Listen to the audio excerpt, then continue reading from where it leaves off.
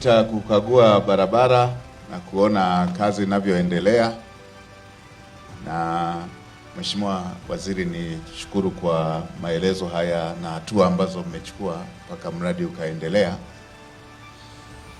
na matarajio hayo ya mradi kukamilika kwa wakati ndicho kitu ambacho Mheshimiwa Rais anataka kuwaachia wananchi wa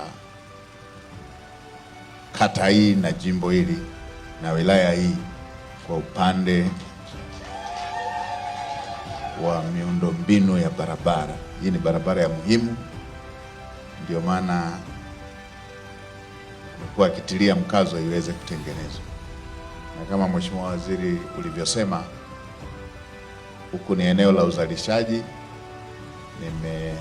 Nimeona hata kwa sasa mazao yanavyoendelea, lakini pia na mikoa mingi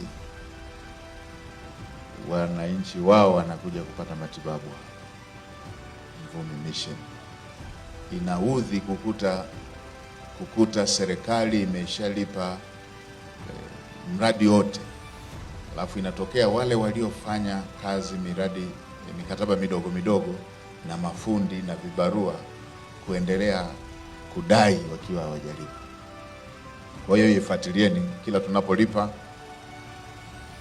kwa ajili ya zile certificate, na wale wanaofanya kazi za mikataba midogo pamoja na wale wanaofanya kazi za vibarua na wenyewe walipwe kwa wakati, ili tunapokamilisha mradi na kwamba na malipo yote yamelipwa na wale waliofanya kazi wawe wamelipwa. Na wapeni hiyo siri, tutakapogundua wale wanaoondoka na madeni ya Watanzania hawatapata kazi tena hapa nchini. Hatuwezi tukatumia kodi za Watanzania kuwalipa wao, halafu wao wanaondoka bila kuwalipa waliowapa kazi hizo kufanya.